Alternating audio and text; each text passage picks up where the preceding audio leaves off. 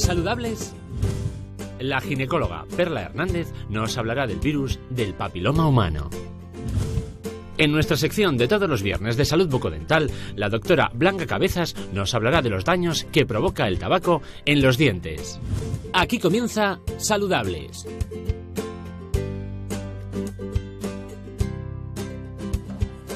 Bienvenidos y bienvenidas una tarde más a Saludables, temas muy interesantes los de hoy.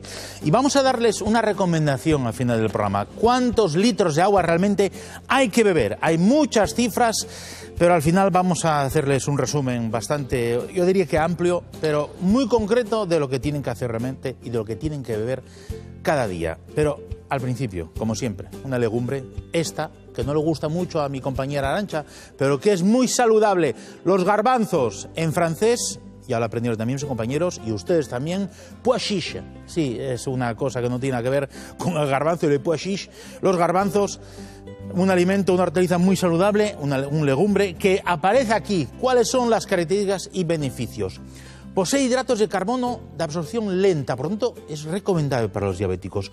Contiene calcio, fósforo, hierro, por lo tanto bueno para luchar contra la anemia ferropénica, y ácido fólico y fibra. Y si hablamos de ácido fólico, pues pensamos en las embarazadas. Por lo tanto, los garbanzos, le pois chiche, que no engordan. Y eso lo diría Graciela Ardura. Lo que engorda es lo que añadimos, porque si los hacemos estofados, como dice, insisto, Graciela Ardura, son muy, pero que muy saludables. Eso sí, si le provoca flatulencias, pues lo mejor en puré. Pero no duden, los garbanzos, un alimento muy saludable. Vamos a la mesa de consulta y vamos con la primera invitada de la tarde de hoy, la ginecóloga del Centro Médico, la doctora Perla Hernández. Perla, bienvenida de nuevo a este programa.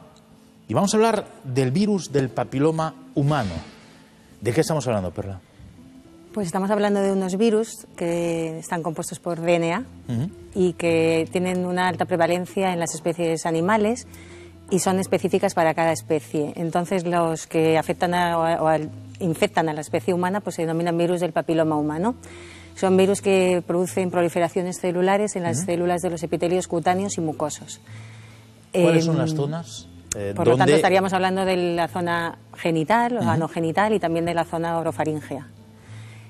Sistemas de 100 virus del papiloma y los diferenciamos, se denominan con números, pero generalmente yo creo que hay que hacer una diferenciación fundamental, que es entre los que se denominan de alto riesgo, que son aquellos que tienen un alto potencial oncogénico o capacidad para dar o producir cánceres en el ser humano, y los virus de bajo riesgo, que son los que no tienen este potencial oncogénico, pero que producen las verrugas y en la zona genital las verrugas genitales o condilomas. ¿Cuáles son los síntomas de la infección por el virus del papiloma humano, generalmente? A ver, es muy importante decir que la mayor parte de las infecciones por el virus del papiloma son transitorias y asintomáticas. Vale. No nos van a dar ningún síntoma y van a desaparecer por sí solas. De hecho, el 70% de las mujeres infectadas por virus del papiloma al año va a desaparecer la presencia del virus, y en un 90% así al cabo de 2 años. Sí producirán síntomas los virus de bajo riesgo, que se conocen más el 6 y el 11, que son los que producen las verrugas genitales, y de los virus de alto riesgo, algunos de ellos van a tener la capacidad de producir alteraciones que se ven en las pruebas de screening, alteraciones celulares, que no siempre tampoco van a evolucionar. Vamos a tener alteraciones celulares que van a revertir por sí solas, y solamente un 10% de las mujeres infectadas van a tener evolución en estas alteraciones y que podrían llegar a dar un cáncer de cuello, de útero. Realmente la detección de la existencia del virus papiloma humano en mujeres se hace por el seguimiento habitual que toda mujer tiene que hacer con su ginecólogo o ginecóloga, ¿no? Sí, realmente como es lo que hablamos, es una infección, es importante que sepamos que la mayor parte, más del 50%, 50-70% de las personas que tienen relaciones sexuales van a estar infectados por el virus del papiloma en algún momento de su vida. Sí.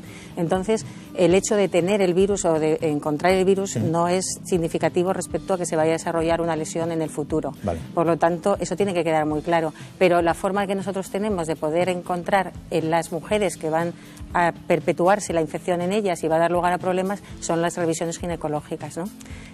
Hablamos de contagio, por lo tanto, tanto los hombres como las mujeres pueden tener este virus, ¿no? La forma de transmisión del virus es fundamentalmente sexual y generalmente, o la mayor frecuencia, es por las relaciones sexuales completas, pero no siempre. También se puede transmitir por contacto piel con piel, con lo cual, bueno, esto está claro que el comportamiento sexual va a ser altamente predictivo de cuándo podemos infectarnos con un virus del papiloma. Cuantos más parejas sexuales tengamos, hayamos tenido, o nuestra pareja haya tenido o tenga, pues más riesgo tendremos de infectarnos con el virus del papiloma. ¿Cómo se puede prevenir entonces? Porque estás hablando de relaciones sexuales completas y creo que hay métodos no tanto anticonceptivos, sino también sobre todo de barrera para evitar el contagio, ¿no? Yo creo que en cuanto a la prevención de esta enfermedad debemos dejar 3 cosas muy claras que creo que son muy importantes. Una sería lo que podríamos llamar un mensaje clave de salud pública, concienciar a las mujeres diciéndoles que más del 50% de los cánceres de cuello de útero se encuentran en mujeres que nunca se han hecho un chequeo ginecológico. Nunca. Pero eso suele pasar. Y todavía ocurre. Hoy en día. Sí, todavía ocurre. Cada vez menos, es verdad, y en los países desarrollados cada vez menos porque hay más información, pero todavía sucede. Entonces yo creo que eso es muy importante porque es tan fácil como hacerse una revisión ginecológica de vez en cuando. El segundo punto sería la prevención primaria. Yo creo que es importante, si podemos evitar llegar a tener o contactar con el virus o tener la enfermedad.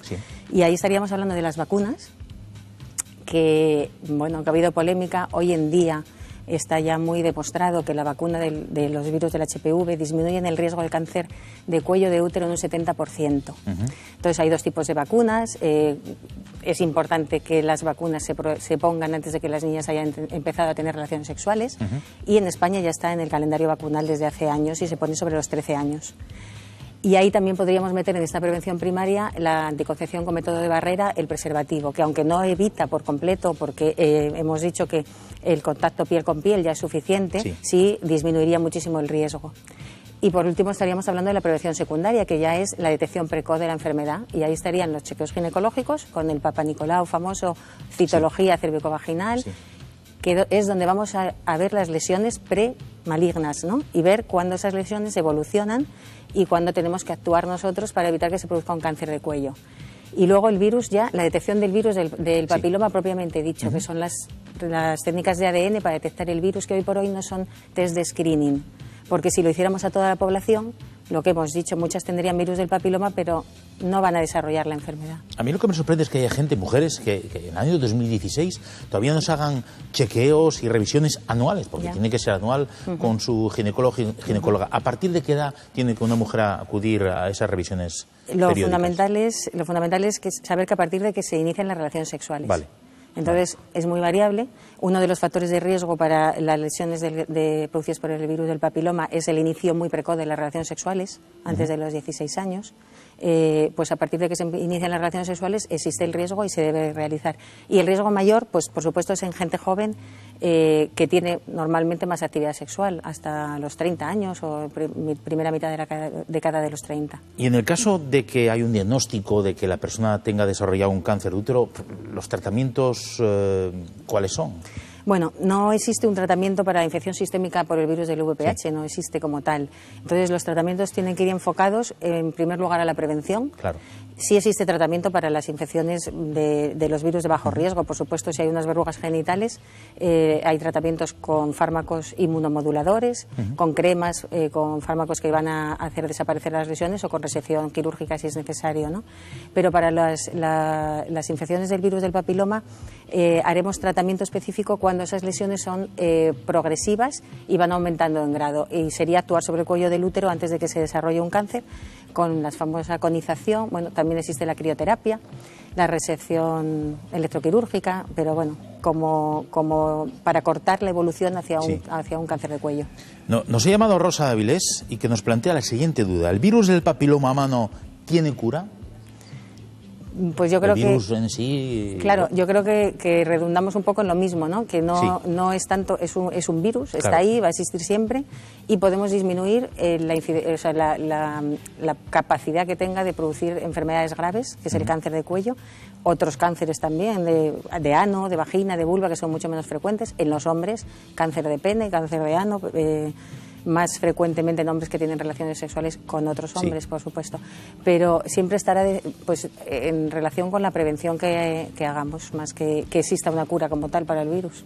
Pues querida Perla Hernández, ginecóloga del Centro Médico, muchas gracias por venir un día más y sobre todo por aguantar la mosca de la tele que está aquí tocándonos las narices esta tarde. Sí, la mosca de la tele ha aparecido por fin saludable después de mucho tiempo.